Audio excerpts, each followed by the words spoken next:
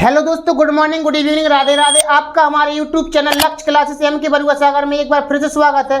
दोस्तों, आज हम आपको class 10th UP board exam math यानी पार्ट नंबर 4, आपका ये पार्ट नंबर 4 है। मैं आपको 3 क्लासें पहले पढ़ा चुका हूं। आज आपकी चौथी क्लास यानी कि पार्ट नंबर 4 है। 10 मोस्ट इम्पोर्टेंट क्वेश्चन, यानी कि दोस्तों मैं आपको यूपी बोर्ड एग्जाम को देखते हुए क्लास 10th मैथ के मैं आपको 10-10 करके क्वेश्चन, आपको मोस्ट इम्पोर्टेंट क्वेश्चन जो पेपर में आने की संभावना है या फिर ज़्यादा से ज़्यादा क्वेश्चन आते रहते हैं, दोस्तों मैं आपको वही क्वेश्चन करवाऊंगा। आपके पेपर में यही क्वेश्चन आएंगे जो मैं करवा रहा हूं। दोस्तों चलते हैं। पहला क्वेश्चन है आपका, एक समकोण त्रिभुज का क्षेत्रफल 30 सेंटीमीटर स्क्वायर है। पहले आप एक समकोण त्रिभुज बना लीजिए। समकोण त्रिभुज क्या होता है दोस्तों? ऐसा त्रिभुज जिसका एक कोण 90 अंश का हो। दोस्तों एक कोण आपका 90 अंश का है, 90 अंश का है। ये आपका कहलाएगा कर्ण, ये कहलाता है आपका आधार, ये कहलाता है आपका लंब। क्या कहलाता है दोस्तों? लंब। और ये कहलाता है आपका कर्ण और ये कहलाता है आपका आधार। क्या कहलाता है दोस्तों? आधार। ठीक है ना। अब दोस्तों इसमें क्या कहा गया है, एक समकोण त्रिभुज का क्षेत्रफल 3 सेंटीमीटर स्क्वायर है, 30 सेंटीमीटर स्क्वायर है, यानी कि ये आपका एरिया है 30 सेंटीमीटर स्क्वायर और इसकी ऊंचाई आधार की लंबाई से 7 सेंटीमीटर अधिक है। यानी आधार की लंबाई से दोस्तों यहाँ पर ऊंचाई और आधार की लंबाई में संबंध दिया गया है, तो इसकी ऊंचाई है आधार की लंबाई से 7 सेंटीमीटर अधिक। तो दोस्तों मान लो, माना आधार बराबर x सेंटीमीटर। कितना दोस्तों? x centimetre. और अब वो कह रहे हैं ऊंचाई है आपकी, ऊंचाई है आधार की लंबाई से 7 सेंटीमीटर अधिक, यानी x से 7 सेंटीमीटर अधिक। अधिक का मतलब जोड़ दो, इतनी सेंटीमीटर। तो आधार की लंबाई ज्ञात कीजिए दोस्तों, यानी आपको आधार निकालना है ये। ठीक है ना। तो दोस्तों और आपका क्षेत्रफल कितना दे रहे हैं? क्षेत्रफल दे रहे हैं 30 सेंटीमीटर स्क्वायर। कितना दोस्तों? 30 सेंटीमीटर स्क्वायर। तो हमने आपको एक फॉर्मूला बताया था, समकोण त्रिभुज का क्षेत्रफल, समकोण त्रिभुज का क्षेत्रफल, समकोण त्रिभुज का क्षेत्रफल बराबर 1/2 गुणे आधार गुणे ऊंचाई। ठीक है ना दोस्तों, ये आपका फॉर्मूला है। दोस्तों समकोण त्रिभुज का क्षेत्रफल कितना दे रहे हैं? क्षेत्रफल दे रहे हैं 30, तो इधर पर आप 30 रख दीजिए, बराबर 1/2 गुणे आधार का मान कितना है दोस्तों? x, और दोस्तों ऊंचाई का मान कितना है? x + 7।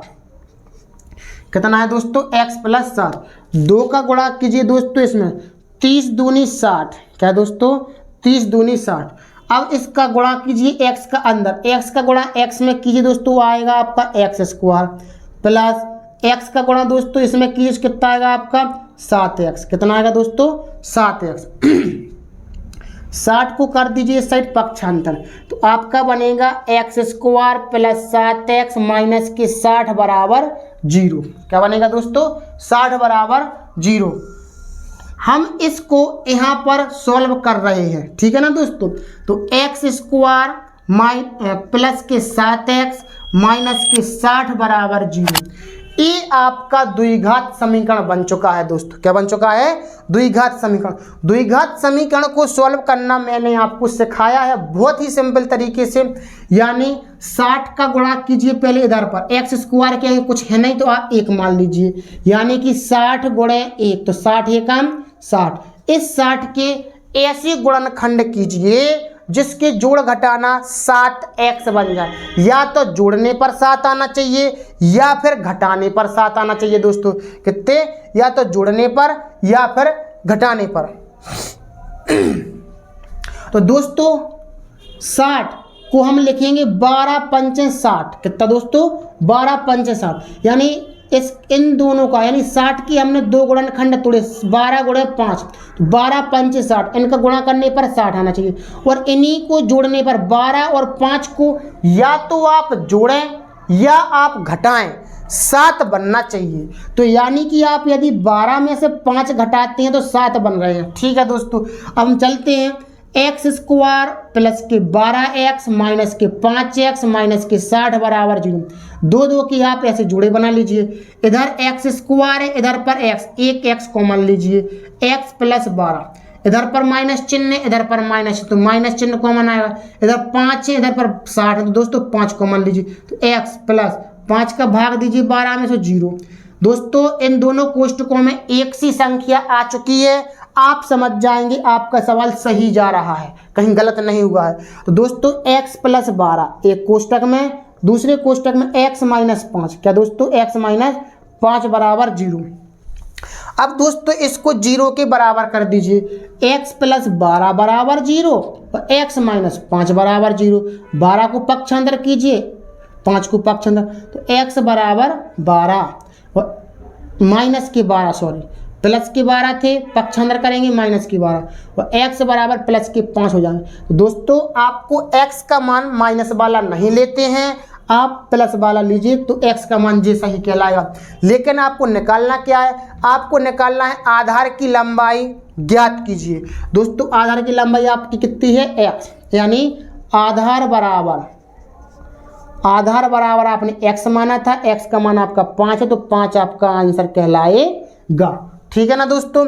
और यदि आपसे ऊंचाई पूछ ले, क्या पूछ ले दोस्तों, ऊंचाई, तो ऊंचाई पूछ ले अगर, तो ये कहलाती है आपकी ऊंचाई। लंब को आप ऊंचाई कहते हैं, यानी x प्लस 7 आपकी जो ऊंचाई है, आधार आपका x है। ठीक है ना। यदि आपसे ऊंचाई पूछ ले तो ऊंचाई यानी कि x प्लस 7, x का मान 5 प्लस 7 यानी 7 5 12 सेंटीमीटर, कितना दोस्तों 12 सेंटीमीटर कहलाएगा आपका। यानी कि फिलहाल ये आंसर नहीं है। यदि पेपर में ऊंचाई पूछ ले तो आपको x का मान इधर रखना है, और अगर आधार पूछे तो x का मान इधर रखना है। ठीक है, आपको समझ में आया होगा। तो दोस्तों हम चलते हैं सेकंड सवाल की ओर। तो दोस्तों हम देखते हैं सेकंड सवाल। एक संख्या और उसके व्युत्क्रम का योगफल 4 सही 1/4 है तो संख्या होगी। दोस्तों माना एक संख्या और उसके व्युत्क्रम, दोस्तों पहले तो आपको संख्या मान लेना है। माना संख्या बराबर x, दोस्तों संख्या बराबर x।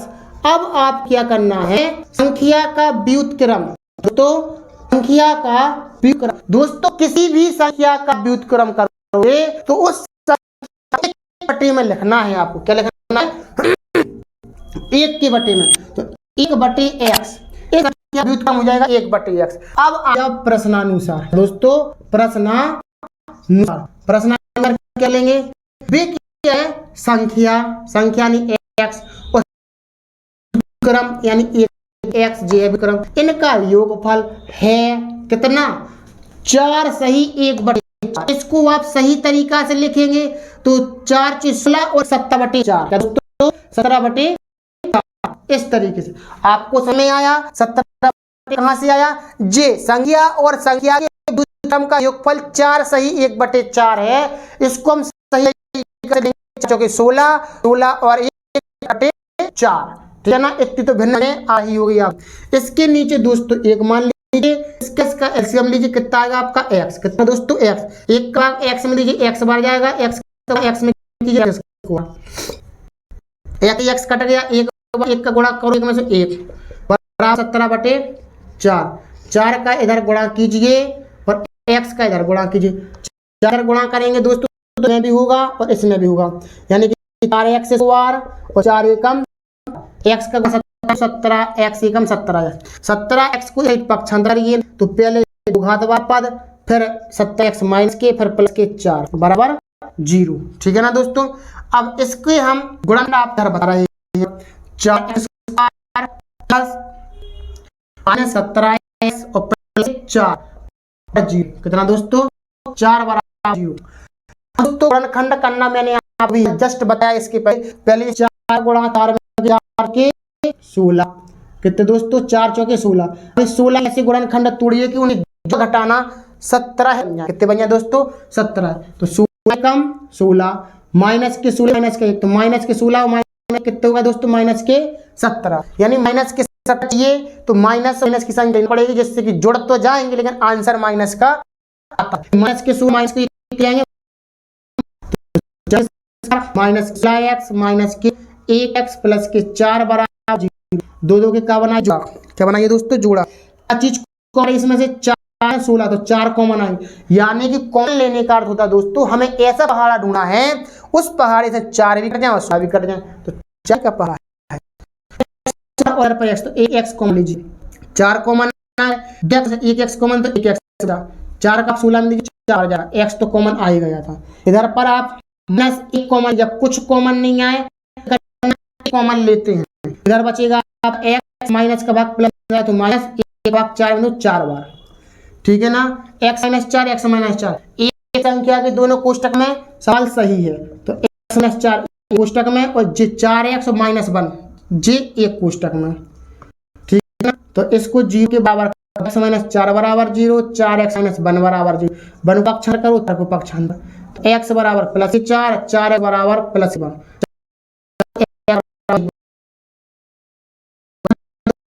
आपकी दो संख्या बराबर हमने क्या माना? हमारे दोनों के लिए x का और 1/4 भी है, यानी कि आपकी दोनों आंसर कहलाएंगे, यानी कि दोनों है तो समझ जाए दोनों आंसर कहलाएंगे। एक ऐसा एक प्लस का होता तो हम प्लस बना लेते, ठीक। आपको दोस्तों सवाल समझ में आया होगा। दोस्तों इतनी बात आप जरूर ध्यान रखें कि उन्होंने बोला एक संख्या, दोस्तों मान लो पहली संख्या x फिर संख्या का व्युत्क्रम का मतलब होता है 1 के बटे में, तो वो संख्या व्युत्क्रम संख्या संख्या का व्युत्क्रम का योगफल है 4 सही 1/2 1/4, हमने सॉल्व करके 17/4। तो इसके नीचे मान दोस्तों सॉल्व कीजिए,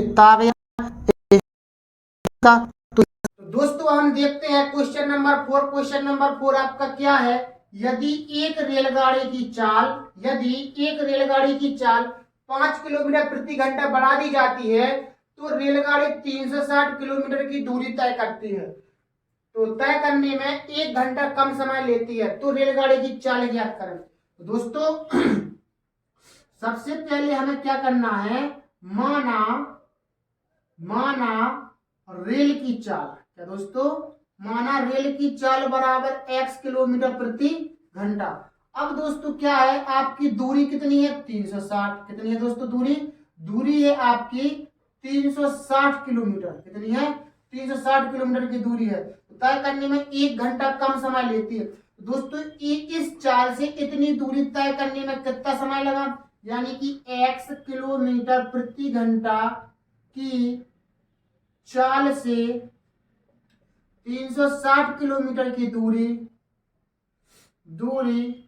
तय करने में लगा समय यानी दोस्तों t1 बराबर, t1 का मान क्या होगा? समय बराबर क्या होता दोस्तों? आपकी दूरी बटे चाल। क्या होता दोस्तों? दूरी बटे चाल। दोस्तों दूरी कितनी है? 360, चाल कितनी है आपकी? x। तो दोस्तों t1 का मान आपका आ गया 360 बटे में x, ठीक है ना। अब ये कह रहे हैं यदि रेल की चाल 5 किलोमीटर प्रति घंटा बढ़ा दें, यदि रेल की चाल 5 किलोमीटर प्रति घंटा बढ़ा दें, तब चाल क्या हो जाएगी? x तो दोस्तों आपकी थी ही, 5 और बढ़ा दो तो x प्लस 5 किलोमीटर प्रति घंटा। ये आपकी चाल होगी। दोस्तों इस चाल से इतनी दूरी तय करने में कितना समय लगेगा? तो यानी कि आप t2 का मान निकाल लो, या फिर आप ऐसा भी लिख सकते हैं कि x प्लस 5 किलोमीटर प्रति घंटा की चाल से 360 किलोमीटर की दूरी तय करने में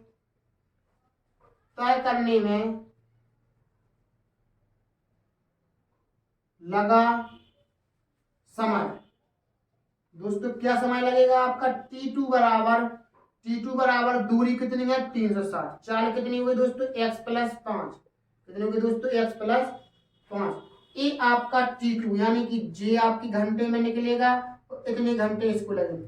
तो दोस्तों को क्या कह रहे हैं, 360 किलोमीटर की दूरी तय करने में 1 घंटा कम समय लेती है यदि चाल बढ़ जाती है। तो दोस्तों क्या है, T2 का मान आपका ज्यादा है T1 से, तो आप यहाँ पर क्या करेंगे, प्रश्नानुसार, क्या दोस्तों, प्रश्नानुसार, तो आप क्या करेंगे, T2 माइनस T1 बराबर 1 घंटा, क्या दोस्तों 1 घंटा। वो कह रहे हैं 1 घंटा का कम समय लेती है, यानी कि इतने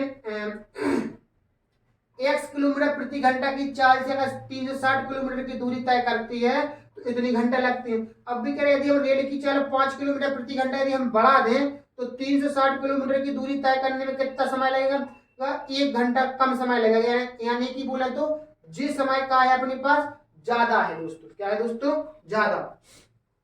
तो दोस्तों क्या करेंगे, 1 घंटा कम समय, तो दोस्तों यहाँ पर आप T1 माइनस T2 ही करेंगे, T1 माइनस T2। T1 का मान दोस्तों क्या है आपका 360 बटे में x माइनस, और T2 को मान कितना है दोस्तों 360 बटे में x प्लस 5, क्या है दोस्तों x प्लस 5। अब दोस्तों इसका हम क्या लेंगे, लासा, क्या लेंगे दोस्तों, लासा। तो x इंटू एक्स प्लस 5 इसका लासा आ जाएगा, x से x कट गया, क्या बचा दोस्तों x प्लस 5, x प्लस 5 का गुणा अपन 360 में करेंगे तो कितना आएगा, 360 गुणा पहले x में तो 360x होगा, प्लस 5 का गुणा 360 में करोगे तो 0, 5 का 30 को 0 वहां से 3 5 3 15 और 3 18, कितने दोस्तों 18, माइनस x प्लस 5 दोस्तों x प्लस 5 कटेगा, क्या बचा x का गुणा करो 360 360x, दोस्तों क्या होगा 360x से 360x कट जाएंगे और इधर पर बराबर में क्या रहेगा दोस्तों 1, क्या रहेगा दोस्तों 1। तो अब इधर पर हम देखेंगे दोस्तों क्या बचा आपका 1800 बटे में x इंटू एक्स प्लस 5 बराबर 1, यानी कि दोस्तों इसका गुणा हम इधर पर कर रहे हैं, अब इसका गुणा इधर पर, तो 1800 बराबर x का गुणा x में करेंगे तो x स्क्वायर और 5x, ठीक है ना। 1800 का पक्षांतर कर दो तो x square plus 5x minus की 1800 बराबर 0। अब दोस्तों आपको 1800 के करना है क्या, गुणनखंड, क्या करना है दोस्तों, गुणनखंड। 1800 के ऐसे गुणनखंड तोड़िए कि जोड़ घटाना कितना बनेगा आपका 5। तो दोस्तों 1800 की आप इस तरीके से गुणनखंड तोड़ लीजिए, ऐसे 2 नाम 18, 2 से काटेंगे कितनी बार दोस्तों 450, 2 से काटेंगे दोस्तों 2 दूनी 4 2 दूनी 4 2 पंची 10, और दोस्तों आप 3 से काटें 3 7 21 और 3 5 15, 3 दूनी 6 3 5 15 5 25 5 1 5। दोस्तों क्या होगा आपका, इसका कैसे बनाएंगे आप जोड़ा, इसके 5 3 15 15 3 45 जी दोस्तों 45 बन गए, 5 दूनी 10 10 दूनी 20 20 दूनी 40, दोस्तों 40 45 में से आप 40 घटा दीजिए 45x में से 40x घटा दीजिए माइनस की 1800 बराबर 0।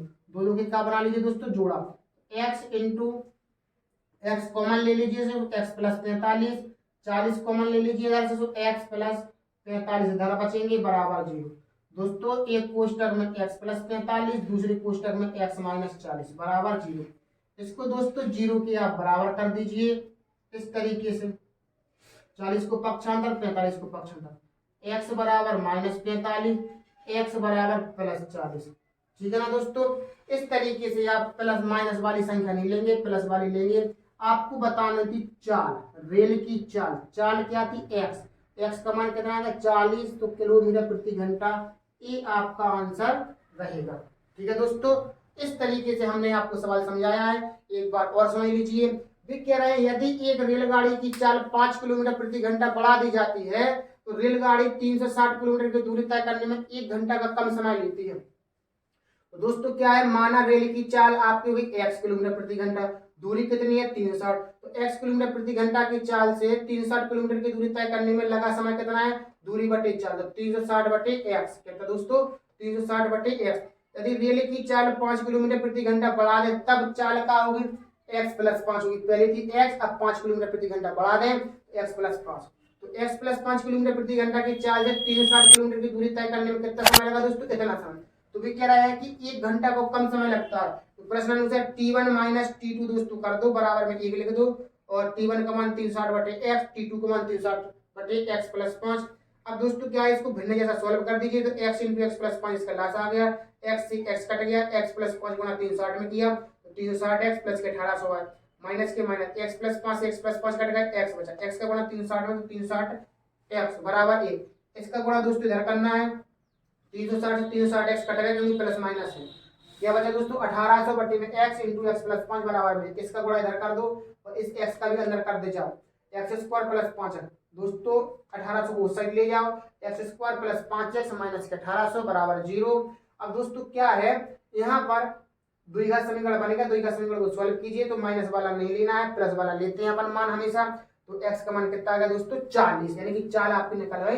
दोस्तों ये सवाल महा मोस्ट इंपोर्टेंट सवाल है, हर साल आ रहा है दोस्तों, रेलगाड़ी संबंधित सवाल, ठीक है ना दोस्तों। आगे चलते हैं हम 5वें नंबर पर। तो दोस्तों आपका सवाल है 5 नंबर का, एक नाव की शांत जल में चाल 15 किलोमीटर प्रति घंटा है, तो नाव को धारा की दिशा में 30 किलोमीटर जाने में और फिर आने के विपरीत दिशा में उसी स्थान पर आने लौटने में कुल समय 4.5 घंटा लगता है, तो धारा की चाल ज्ञात कीजिए।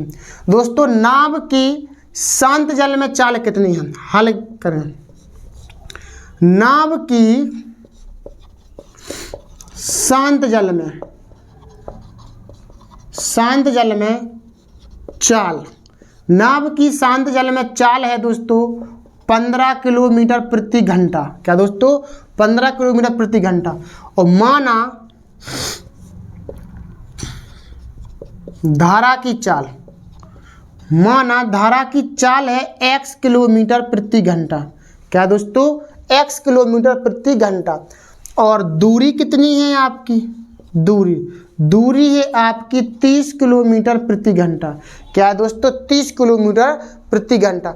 अब दोस्तों यहाँ पर क्या है, जैसे मान लो आपकी नदी ए बह रही है इस तरीके से, इस साइड को जे बह रही है आपकी नदी ऐसे, और दोस्तों इसमें हम ये नाव चला रहा है, क्या चला रहा है दोस्तों? ये नाव है, ये आपकी जी दोस्तों आपकी नाव है। इस नाव को हम यदि, और जी आपकी 30 किलोमीटर की दूरी है जी पूरी, यदि हम यहाँ से यहाँ तक चलेंगे तो 30 किलोमीटर की दूरी तय करेंगे, ठीक है ना। तो इसमें क्या है, धारा के अनुकूल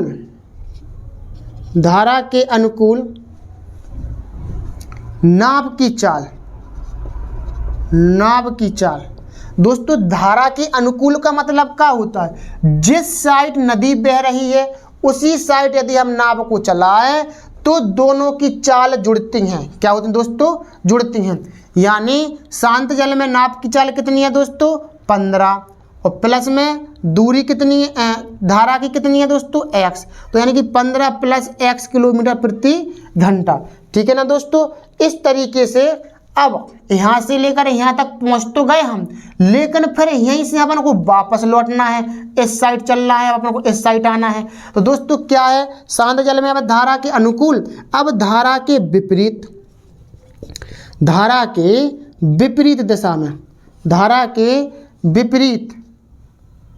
दिशा में नाव की चाल 15 माइनस एक्स, ठीक है ना दोस्तों, 15 माइनस एक्स किलोमीटर प्रति घंटा। आपकी दूरी यहाँ गए 30 है और लौट के यहाँ तब भी 30 ही रहे आपके, ठीक है ना दोस्तों। अब हम चलते हैं, धारा के अनुकूल नाव की चाल है इतनी, तो अब प्रश्न अनुसार चलें। धारा की दिशा में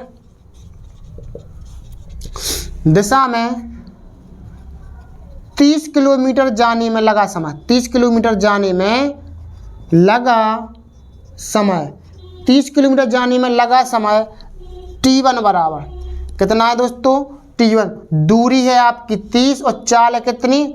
अनुकूल दिशा में कितनी चल रहा है? 15 प्लस x। तो इतने घंटे, ठीक है ना। अब धारा की विपरीत दिशा में दोस्तों, धारा के विपरीत दिशा में जाने में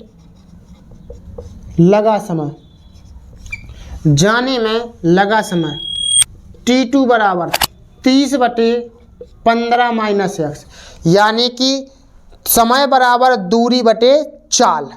जब दोस्तों विपरीत दिशा में वापस आ रहे थे तो 15 माइनस एक्स अपने पास क्या थी, चाल थी, तो ये आपका T2 हो गया। तो दोस्तों हमें जाने में और आने में, जो धारा की दिशा में हम गए और धारा की विपरीत दिशा में वापस लौटे, तो हमें टोटल समय कितना लगा, 4.5 घंटा। तो यानी कि इधर पर हम लिख दें कुल समय, क्या दोस्तों, कुल समय कितना लगा, 4.5 घंटा, यानी कि 4 दूनी 8 और 1 9/2 घंटे। इस तरीके से हम इसको लिख सकते हैं। क्या दोस्तों, 4.5 घंटा को हम 9/2 घंटा लिख सकते हैं। अब इधर पर हम पूरे दोनों समीकरणों को सॉल्व करते हैं। तो प्रश्नानुसार क्या चलेगा दोस्तों, T1 प्लस T2 बराबर टोटल समय। T1 का मान है आपका 30/15 प्लस 1 और प्लस 30/15 माइनस एक्स बराबर टोटल समय कितना लगा, 9/2 घंटा। कितना लगा दोस्तों, 9/2 घंटा। अब दोस्तों इसका का ले लीजिए आप लासा, तो कितना आएगा आपका 15 plus x 15 minus x, 15 plus x से दोस्तों 15 प्लस एक्स कट गया, क्या बचा 15 माइनस एक्स। इधर पर आप 15 माइनस एक्स का गुणा कीजिए 30 में, तो 15 थी 45, 15 थी 45, यानी 450 minus 30x plus 15 minus x से 15 माइनस एक्स कट गया, 15 प्लस एक्स का गुणा इसमें करो इस 30 में, तो 15 थी 45, 450 और 30x एकम 30x बराबर 9/2, यानी दोस्तों 30x से 30x कट गया, 450 कितने होगा दोस्तों, 900। जी आपका a प्लस बी और जी आपका a माइनस बी, यानी कि a² माइनस के b² का ये आपका फॉर्मूला बन चुका है। 9 से काट दो, 9 एकम 9 और 9 से जी काटेंगे तो 100 बार कटेंगे, ठीक। और इसका गुणा आप इधर कर दीजिए, 2 का गुणा इधर कर दीजिए, 2 का गुणा 100 में क्या रहा, 200 आ गए आपके, और 15 का वर्ग करो तो 225 माइनस एक्स का वर्ग करो तो x², 200 का आप इस साइड पक्षांतर कर दो, या फिर इस साइड ले आओ इसको, सो माइनस के x² है, सो आपके प्लस के x² हो जाएंगे दोस्तों। और 200 को इस साइड ले जाओ, 200 को इस साइड ले चलो, x² को इस साइड और 200 को इस साइड, तो कितना हो जाएगा, x² बराबर 225 माइनस के 200, कितना दोस्तों 200, x² बराबर कितना बचा दोस्तों 25, वर्ग हटा देंगे दोस्तों क्या आ जाएगा रूट, तो x बराबर 5, कितना आ जाएगा दोस्तों 5, यानी कि x किलोमीटर प्रति घंटा। ये आपका क्या आ गया, ये आपकी धारा की चाल आ चुकी है, ठीक है दोस्तों, ये आपका आंसर आ गया है। दोस्तों एक बार हम फिर से समझाते हैं पूरा सवाल।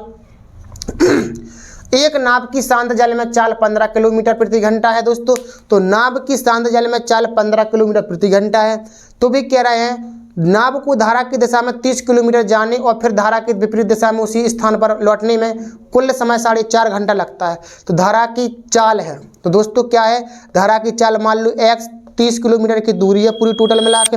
अब धारा के अनुकूल दिशा में जाने में चाल, जब दोस्तों धारा के अनुकूल दिशा में, यानी कि धारा अपनी इस साइड बह रही है, इसी साइड हम नाव चला रहे हैं, तो दोनों की चालों को जोड़े थे। किस किस की चालों को, नदी की चाल और नाव की चाल, यानी नदी की चाल मतलब जल की धारा की चाल, ठीक है ना, जुड़ जाती। और जब विपरीत दिशा में आती है, विपरीत दिशा का मतलब नदी आपकी ऐसी में बह रही है, वो आप नाव को ऐसा ला रहा है, इस साइड को ला रहा है, नाव को उल्टा चला रहा है नाव, तो समझ लो कि चालें घट जाएंगी। तो धारा की दिशा में 30 किलोमीटर जाने में लगा समय कितना लगेगा दोस्तों, धारा की दिशा में जा रहे हैं अनुकूल दिशा में, तो समय बराबर दूरी बटे चाल। चाल आपकी कितनी है 15 प्लस एक्स। और धारा के जब विपरीत दिशा में आएंगे तो दूरी तो आपकी 30 ही है और लौट के आएंगे तो 15 माइनस है T1 T2। कुल समय कितना लग रहा है 4.5 घंटा, यानी कि 4 सही 1/2 यानी कि 9/2 घंटा। अब दोस्तों प्रश्न अनुसार T1 प्लस T2 बराबर टोटल T। T1 का मान जे है, T2 का मान जे है, इसका एलसीएम लिया सो जी आ गया आपका। भिन्न जैसा सॉल्व किया दोस्तों तो आपका द्विघात समीकरण नहीं, सीधा x का मान निकल आया आपका, x बराबर 5। ये आपका आंसर हो चुका है दोस्तों। ये सवाल भी आपका मोस्ट इंपोर्टेंट है, या तो रेलगाड़ी से संबंधित सवाल या तो जी वाला सवाल, इन दो में से 100% सवाल आएगा। ठीक है दोस्तों, अब हम आगे देखते हैं। तो दोस्तों हम देखते हैं आगे पहली क्रमागत संख्या, यानी कि जो सूत्र होते हैं दोस्तों, इन 3 टॉपिक पे से किसी एक टॉपिक पर सवाल जरूर आना ही है। तो दोस्तों क्या करना है आपको कि यदि उसमें सवाल में यदि बोले कि पहली क्रमागत संख्या क्या, दूसरी क्रमागत संख्याओं का योग, तो दोस्तों आपको क्या करना है, मानना पड़ता है। पहली क्रमागत संख्या माननी पड़ती है x और दूसरी क्रमागत संख्या माननी पड़ती है x प्लस 1, यानी कि इनको आप एक सूत्र के जरिए याद कर लो। 3 कंडीशन में आपके सवाल बन सकते हैं, इन 3 कंडीशन में से किसी एक कंडीशन पर सवाल 100% आना ही है। तो कैसे आना दोस्तों कि यदि पहली क्रमागत संख्या बोले तो माना पहली क्रमागत संख्या x, दूसरी क्रमागत संख्या x प्लस 1, क्या दोस्तों x प्लस 1 मानते। और यदि पहली क्रमागत सम संख्या बोले, वो पहली क्रमागत सम संख्या तो 2x प्लस 2 मानते हैं और दूसरी क्रमागत सम संख्या 2x प्लस 4 मानते हैं। क्या मानते दोस्तों 2x प्लस 4। और दोस्तों पहली क्रमागत अगर विषम बोल दें, इसमें यहाँ पर बोला था ओनली क्रमागत, इसमें बोला है क्रमागत सम तो 2x प्लस 2, और यहाँ पर बोला क्रमागत विषम संख्या तो 2x प्लस 1, यानी कि उनने सम बोला था इधर पर तो हमने 2x प्लस 2 यानी कि सम संख्या ली। दूसरी क्रमागत सम संख्या 2 के बाद सम संख्या कितनी आती 4 तो 4 ली। अब यहाँ पर कह रहा है विषम तो 2x प्लस 1 लेना है यानी विषम, और दूसरी क्रमागत विषम संख्या 2x प्लस 3 लेना है। ठीक है ना दोस्तों। अब इसके आधार पर हम एक सवाल बता रहे हैं आपको, बिगड़ा 2 क्रमागत धन पूर्णांक सम संख्याओं के वर्गों का योग। 2 क्रमागत धन पूर्णांक सम संख्या, क्या बोला दोस्तों सम संख्या, तो आपको पता होना चाहिए माना पहली क्रमागत सम संख्या, माना पहली क्रमागत सम संख्या 2x प्लस 2, 2x प्लस 2, और दूसरी क्रमागत सम संख्या, दूसरी क्रमागत सम संख्या, दूसरी क्रमागत सम संख्या क्या रहे तो 2x प्लस 2 हो गई, अब 2x प्लस 4 हो गई। और दोस्तों अगर 3 क्रमागत अगर सम संख्याएं बोलें तो तीसरी संख्या होगी 2x प्लस 6, कितने होगी दोस्तों 2x प्लस 6, यानी कि इधर पर सम संख्याएं लेना, 2 के बाद फिर 4, 4 के बाद फिर 6 आएगी सम संख्या। ठीक है। अब इसके बाद प्रश्नानुसार दोस्तों, क्या प्रश्नानुसार, अब दोस्तों प्रश्नानुसार क्या चलाएंगे, 2 क्रमागत धन पूर्णांक सम संख्याओं के वर्गों का योग। पहली संख्या का है 2x प्लस 2 और दूसरी संख्या का है दोस्तों 2x प्लस 4, इनके वर्गों का योग, एक जे वर्ग एक जे वर्ग, इनके वर्गों का योग बराबर है कितना दोस्तों 340 है। कितना है 340। अब दोस्तों क्या करना है आपको, a प्लस बी का होल स्क्वायर का फॉर्मूला इसका खोल देना है और a प्लस बी का होल स्क्वायर का फॉर्मूला इसका खोल देना है। तो a प्लस बी का होल स्क्वायर क्या होता है, a square plus B square plus 2a और b प्लस में जी वाला प्लस a प्लस बी का होल स्क्वायर इसका, तो a square plus B square plus 2a और b बराबर में 340।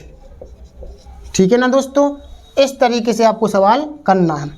अब दोस्तों हम आगे देखते हैं सवाल, आगे देखते हैं कि 2x का वर्ग करेंगे कितना होगा आपका 4x स्क्वायर, 2 का वर्ग करेंगे 4, यानी कि यहाँ 2x का मतलब है 2 का वर्ग और x का वर्ग x स्क्वायर, 2 का वर्ग 4, इन तीनों का गुणा कर 2 दूनी 4 दूनी 8, 8x, 2x का वर्ग करो तो 2 दूनी 4x स्क्वायर, 4 का वर्ग करो, 4 चौके 16, 2 दूनी 4 चौके 16, x बराबर 340। ठीक है ना दोस्तों। अब हम आगे देखते हैं, एक्स स्क्वायर वाला पद जोड़ते हैं। 4x स्क्वायर कितने होगा दोस्तों? 8x स्क्वायर प्लस, अब x वाले पद 16x और 8x कितनी x हो गए? 24x। कितने दोस्तों? 24x प्लस, अब इसके बाद में 4 और 16, 16 4 कितने होगा दोस्तों? 20। कितने होगा? 20 बराबर 340। कितने दोस्तों? 340। अब दोस्तों इसमें से कितनी संख्या कॉमन आ रही है आपकी? तो इसमें दोस्तों आ रही है आपकी कितनी?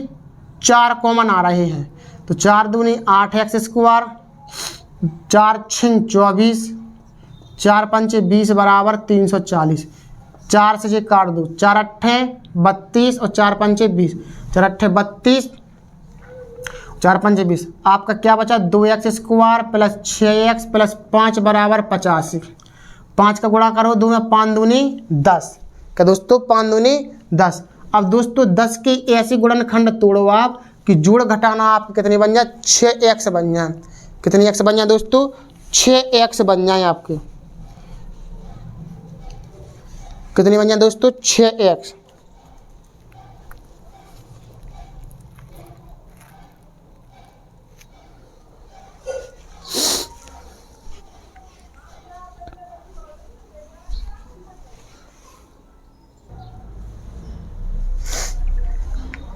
तो दोस्तों यहाँ पर हमें क्या करेंगे अब? 4 से आपने 340 काटे 85 बार, 85 को आप इस साइड पक्षांतर कर दीजिए, इसे 2x स्क्वायर प्लस 6x। और दोस्तों 185 को आप इस साइड लाएंगे तो माइनस के 50 हो जाएंगे। 2x स्क्वायर प्लस के 6x माइनस के कितने बचेंगे दोस्तों? 80। 0 दोस्तों 80 का गुणा अब आप 2 में कीजिए, सो 80 दूनी कितने होगा दोस्तों? 80 दूनी 160। कितने होगा दोस्तों? 160। जब दोस्तों आपके 160 हो चुके हैं 160 के ऐसे गुणनखंड कीजिए कि जोड़ घटाना 6 बन जाए। कितने बन जाए दोस्तों? 6। तो दोस्तों 16 दशारम 160। दोस्तों आप क्या करोगे? 16x में से 10x घटा दो। कितनी x घटा दो दोस्तों? 10x। 2 2 की आप यहाँ पर जोड़ा बना लीजिए, इधर से आप 2x कॉमन कीजिए, सो x प्लस 8 माइनस के 10 10 8 80 बराबर 0। तो x प्लस 8 एक कोष्टक में, 2x माइनस 10 एक कोष्टक में बराबर 0। तो x प्लस 8 बराबर 0, 2x माइनस 10 बराबर 0। 10 को पक्षांतर करो, 8 को पक्षांतर, तो x बराबर माइनस के 8। क्या दोस्तों? x बराबर माइनस के 8, 2x बराबर 10, तो x बराबर 10 बटे 2, यानी 2 पंचे 10, यानी कि x बराबर 5। दोस्तों माइनस वाली संख्या नहीं लेते हैं, प्लस वाली संख्या आप लेते हैं। तो दोस्तों इसमें से आपको क्या करना है? आपको सम संख्या आपने क्या मानी थी? पहली सम संख्या। तो पहली संख्या का मानी आपने? पहली संख्या मानी 2x प्लस 2। इधर पर आप x का मान धरिए, तो 2 गुणे 5 प्लस 2, तो 5 दूनी 10, 10 और 2 कितने होगा दोस्तों? 12। एक पहली संख्या जो निकल आए। दूसरी संख्या क्या है आपकी? दूसरी संख्या है 2x प्लस 4। क्या है दोस्तों? 2x plus 4। तो 2 गुणे 5 प्लस 4, 5 दूनी 10, 4 14। दोस्तों दूसरी संख्या आपकी है 14, यानी कि पहली संख्या आपकी 12 हो गई, दूसरी संख्या आपकी 14 हो चुकी है। ठीक है दोस्तों, इस तरीके से आपके इन 3 टॉपिक में से किसी एक टॉपिक पर सवाल आना ही है। अगर वो ओनली क्रमागत पूछें, सम विषम ना पूछें, तो आपको x इंटू एक्स प्लस बनवाना है। और अगर दूसरी संख्या क्रमागत भी के हैं और सम भी के हैं, तो 2x प्लस 2 मानना पहली संख्या, दूसरी संख्या 2x प्लस 4 मानना। और अगर मान लो पहली क्रमागत विषम संख्या पूछे तो 2x प्लस 1 और 2x प्लस 3 दूसरी संख्या मानना। ठीक है ना। मैं आशा करता हूँ कि आप लोगों को समझ में आया होगा। मैंने आपको ये क्वेश्चन भी बताया है इसके बेस पर। दोस्तों अब हम आगे देखते हैं सवाल नंबर 7वें नंबर का। दोस्तों अब हम देखते हैं आपकी समांतर श्रेणी। क्या दोस्तों? समांतर श्रेणी से दोस्तों एक सवाल जरूर ही आना है। दोस्तों समांतर श्रेणी क्या है? समांतर श्रेणी का n पद। दोस्तों सबसे पहले तो समांतर श्रेणी समझिए। समांतर श्रेणी वह श्रेणी है कि जिसके 2 पदों के बीच का अंतर समान हो, यानी कि कहीं से भी निकालो किन्हीं भी दो पदों के बीच का सार्वधातुक समान हो उसे हम समांतर श्रेणी कहते हैं। समांतर श्रेणी से संबंधित दोस्तों तीन फॉर्मूला है। तो समांतर श्रेणी का nवां पद, समांतर श्रेणी का nवां पद निकालने के लिए an बराबर a plus n minus 1 into D, ठीक है ना। दूसरा फॉर्मूला है आपका n पदों का योगफल बराबर है दोस्तों Sn बराबर n/2 कोष्टक 2a plus n minus 1 into D.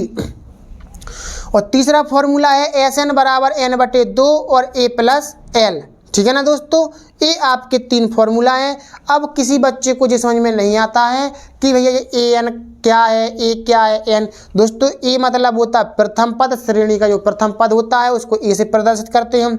an मतलब होता है वो वाला पद, an मतलब वह पद का मान, यानी कि वो लोग छठवें पद है तो छठवें पद पर जो भी संख्या आनी है तो वो an का मान कहलाता है। l अंतिम पद, n पदों की संख्या, d सार्वधातुक यानी कि डिफरेंस, Sn मतलब पदों का योगफल कहते हैं, ठीक है ना। अब इससे संबंधित सवाल देखते हैं दोस्तों।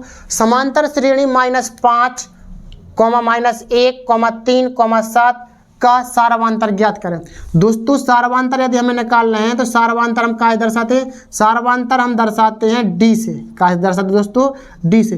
d बराबर a2 माइनस a1, यानी कि j आपका कहलाएगा पहला पद, j कहलाएगा आपका दूसरा पद।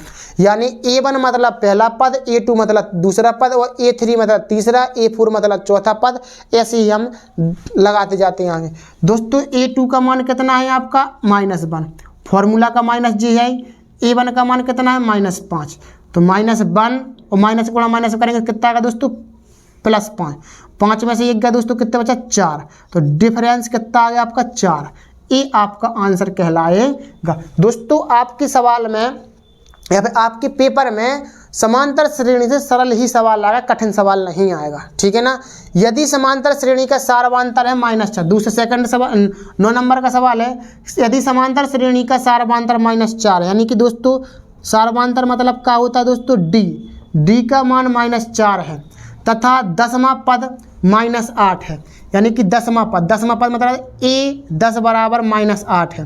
कहते दोस्तों a10 बराबर -8 और n का मान क्या कहलाएगा, फिर n का मान कहलाएगा आपका 10, क्योंकि n का मान कितना दोस्तों 10। तो श्रेणी का प्रथम पद यानी कि आपको a का मान ज्ञात करना है। किसका दोस्तों, a का मान। तो आप क्या फॉर्मूला लगाएंगे दोस्तों आप फॉर्मूला लगाएंगे पहला वाला an बराबर a plus n minus 1 into D, और an का मतलब क्या दोस्तों a10 यानी कि 10वें पद के लिए, 10वें पद के लिए फॉर्मूला लगाएंगे। तो an यानी कि 10वां पद कितना दोस्तों -8, a का मान आपको निकालना है, n का मान आपके पास 10 है, d का मान आपके पास -4 है, ठीक है ना। -8 बराबर a प्लस 10 में से 1 गया 9 गुणे -4, तो -8 और 9 चौके 36, 9 चौके 36 को दोस्तों सही पक्षांतर करिए, प्लस की 36 माइनस की 8 बराबर है 36 में से दोस्तों 8 का कितनी बची आपके 28, कितनी बची दोस्तों 28। दोस्तों आपका प्रथम पद कितना निकला 28। ये आपका आंसर है। क्या है दोस्तों, ये आपका आंसर है। इस तरीके से आपकी समांतर श्रेणी का सवाल आएगा, ठीक है ना दोस्तों। अब हम आगे देखते हैं 10वां सवाल क्या है।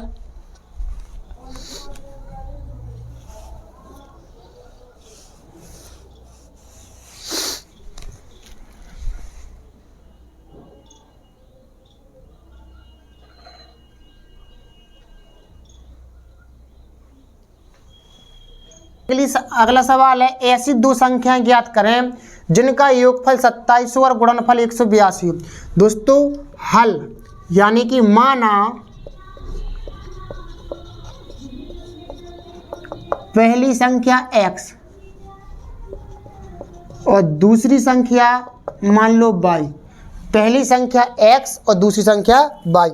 अब भी कह रहा है ऐसी दो संख्याएं ज्ञात करें जिनका योगफल 27 हो। दोस्तों क्या हो, योगफल। प्रश्नानुसार चलें, प्रश्नानुसार योगफल यानी कि पहली संख्या दूसरी संख्या का योगफल कितना हुआ आपका 27। समीकरण नंबर 1।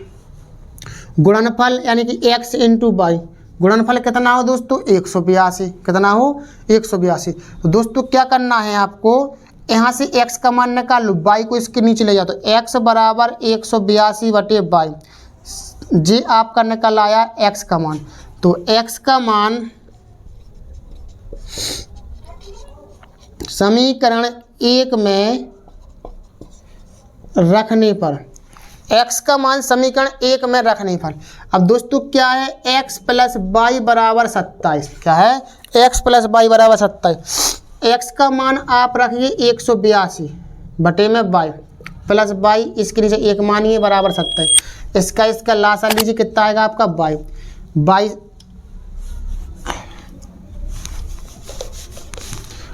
y लासा आ गया, y से y कट गया, कितना बचा 1 का गुणा करो 182 1 का भाग y में देंगे 22 बराबर 27। इसका गुणा इधर कर दीजिए तो क्या होगा आपका 182 प्लस 22 बराबर 27 y, क्या होगा दोस्तों बराबर में 27 y।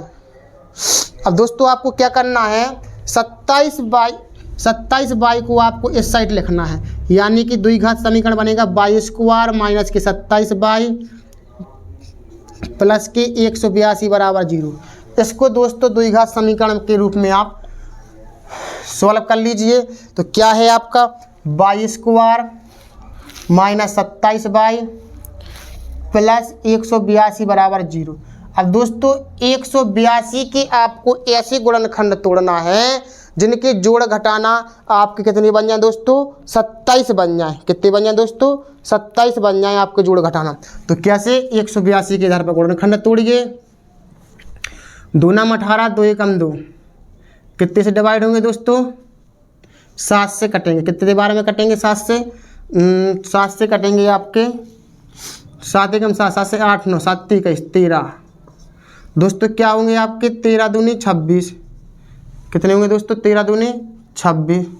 आपको कितनी बनाना है दोस्तों, या फिर आप ऐसा कर लीजिए, आपको 27 बनाना तो 7 दूनी 14, 14 और 13 कितने होगा दोस्तों 27। तो y² माइनस के 14x और माइनस के x नहीं है दोस्तों y है और 13y प्लस 182 बराबर 2 2 के क्या बना लीजिए, जोड़ा। क्या बना लीजिए दोस्तों, जोड़ा। y कॉमन ले लिया, सो y माइनस 14 माइनस के 13 और y माइनस के 14 बराबर 0। एक कोष्टक में y माइनस 14, दूसरे कोष्टक में y माइनस 13 बराबर 0। तो दोस्तों y बराबर y माइनस 14 बराबर 0 और y माइनस 13 बराबर 0। इसको दो यूनियन को पक्षांतर कर लीजिए, सो y बराबर 14 और y बराबर 13। अब दोस्तों यहाँ पर दोनों मान प्लस प्लस के आए हैं, तो आप किसी एक को ले लीजिए। माना हमने 14 माना y का मान, क्या माना दोस्तों 14, या फिर आप हो सकता आप 13 भी मान लें। तो y का मान समीकरण 1 में रखने पर, समीकरण 1 क्या है दोस्तों, x प्लस वाई बराबर 27। क्या है दोस्तों, x प्लस वाई बराबर 27। x y का मान कितना माना आपने 14, तो 14 को कर दूंगा क्या पक्षांतर, x बराबर 27 माइनस 14, तो x बराबर कितने निकल आया आपका 13, क्या निकल आया 13। तो दोस्तों एक संख्या हो गई आपकी 13, दूसरी संख्या हो गई आपकी 14, ठीक है ना। आपको समझ में आया होगा, बहुत ही सिंपल सवाल था दोस्तों। अब हम देखते हैं आप अगला सवाल क्या है। दोस्तों अब हम देखते हैं आपकी समांतर श्रेणी। क्या दोस्तों, समांतर श्रेणी से दोस्तों एक सवाल जरूर ही आना है। दोस्तों समांतर श्रेणी क्या है, समांतर श्रेणी का n पद। दोस्तों सबसे पहले तो समांतर श्रेणी समझिए।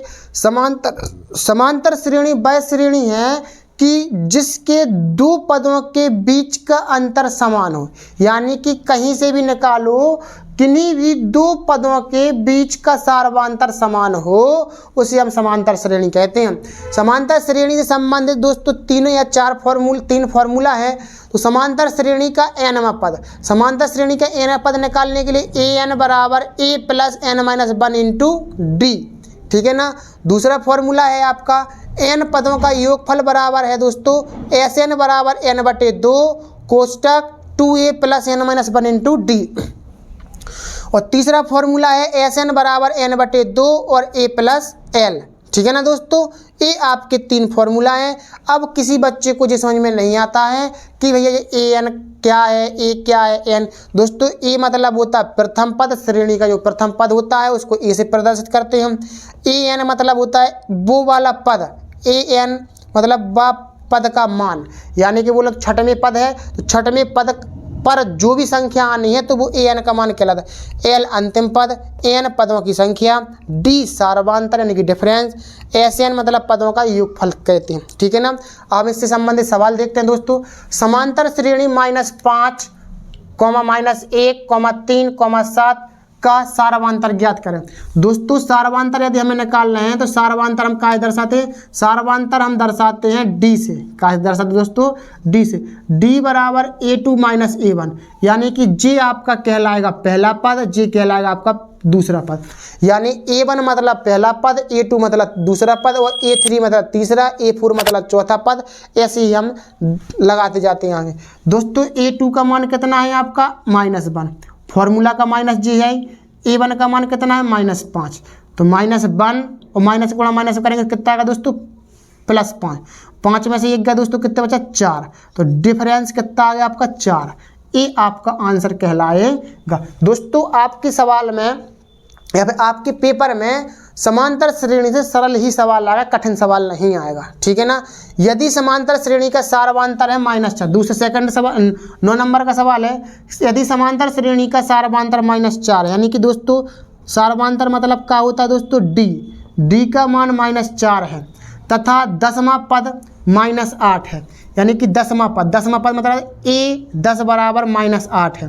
कहते हैं दोस्तों A10 बराबर -8 और n का मान क्या कहलाएगा, फिर n का मान कहलाएगा आपका 10, क्योंकि n का मान कितना दोस्तों 10। तो श्रेणी का प्रथम पद, यानी कि आपको a का मान ज्ञात करना है। किसका दोस्तों, a का मान। तो आप क्या फॉर्मूला लगाएंगे दोस्तों आप फॉर्मूला लगाएंगे पहला वाला, an बराबर a plus n - 1 into D, और एन का मतलब क्या दोस्तों, A10, यानी कि 10वें पद के लिए, 10वें पद के लिए फॉर्मूला लगाएंगे। तो एन यानी कि 10वां पद कितना दोस्तों, -8। ए का मान आपको निकालना है, एन का मान आपके पास 10 है, डी का मान आपके पास -4 है। ठीक है ना। -8 बराबर ए प्लस 10 में से 1 गया 9 गुणे -4, तो -8 और 9 चौके 36, 9 चौके 36 को दोस्तों सही पक्षांतर करिए, प्लस की 36 माइनस की 8 बराबर है 36 में से दोस्तों 8 का कितने बचे आपके 28, कितने बचे दोस्तों 28। दोस्तों आपका प्रथम पद कितना निकला 28। ये आपका आंसर है। क्या है दोस्तों, ये आपका आंसर है। इस तरीके से आपकी समांतर श्रेणी का सवाल आएगा। ठीक है ना दोस्तों। अब हम आगे देखते हैं 10वां सवाल क्या है।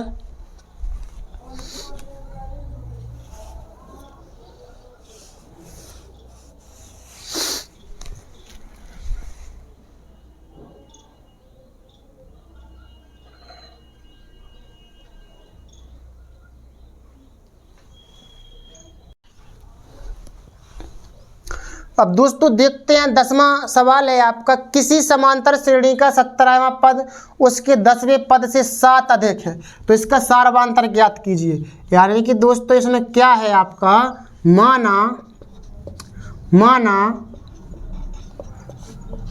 पहला पद A और सार्वधातुक क्या है दोस्तों, सार्वधातुक मान लो आप D, सार्वधातुक यानी D। अब दोस्तों 17वें पद के लिए, 17वें पद के लिए दोस्तों 17वें पद के लिए है तो आप n बराबर कितना मानेंगे 17 है। फॉर्मूला क्या होता है आपका an बराबर a plus n minus 1 into d. 17वें पद कितना है, n का मान a 17, a का मान a है, n का मान 17 माइनस 1 और d का मान d, तो a 17 बराबर a प्लस 16 d। ये आपका 17वां पद निकल आया। अब दोस्तों आपका कौन सा 10वां पद, तो 10वें पद के लिए क्या दोस्तों, 10वें पद के लिए, 10वें पद के लिए यानी कि n बराबर आपको कितना मानना पड़ेगा 10, तो a n बराबर a plus n minus 1 into D. तो a 10 बराबर a का मान a, n का मान 10 माइनस 1 इंटू डी। तो अब दोस्तों क्या करना है, A10 बराबर A+9D। ए आपका 10वां पद है, ए 17वां पद है, ए आपका 10वां पद है। अब दोस्तों इसमें क्या करना है, आपको इसका सारवांतर ज्ञात करना है। सारवांतर ज्ञात करना है तो वो कह रहा है 17वां पद है जो, इधर पर लिखो प्रश्नानुसार। क्या लिखो दोस्तों, प्रश्नानुसार। तो A17 माइनस A10 बराबर 7, यानी कि 17वां पद ज़्यादा है 10वें पद से। तो 17वां ज़्यादा है तो 17 में से घटाओ 10वां पद। तो A17 का मान आपका कितना निकला, A+16D कोष्टक माइनस 10वां पद का निकला A+9D बराबर 7। कोष्टक से दोस्तों बाहर निकालो तो माइनस का अंदर गुणा कर दो, प्लस ए माइनस ए कट गया, 16D में से 9D गया, कितना D बचा दोस्तों, 7D। तो बराबर 7, 7 एकम 7 और D बराबर 1। क्या दोस्तों, D बराबर 1, ये आपका आंसर है। दोस्तों ये सवाल आपका मोस्ट इंपोर्टेंट सवाल है, ये जरूर आपके पेपर में आएगा। समांतर श्रेणी ज़्यादा कठिन सवाल नहीं आना है, यही सवाल आपका आना है। तो दोस्तों आपको कैसी लगी दोस्तों, आपको हमारी वीडियो दोस्तों अच्छी लगी तो लाइक शेयर और कमेंट कीजिए दोस्तों, और अपने दोस्तों के पास जरूर शेयर कीजिए जो आपके साथ हाई स्कूल में पढ़ रहे हैं या फिर जो बच्चे कमज़ोर हैं उनके पास दोस्तों भेज दीजिए, जिससे कि उनका भी पेपर बहुत अच्छा जाए। दोस्तों यदि आपने हमारा यूट्यूब चैनल लक्ष्य क्लासेस एम के बरुआ सागर यदि सब्सक्राइब ना किया हो दोस्तों, सब्सक्राइब कीजिए और लाइक कीजिए, शेयर कीजिए। इसी तरीके के वीडियो पाने के लिए हमारे साथ बने रहिए लक्ष्य क्लासेस एम के बरुआ सागर के साथ।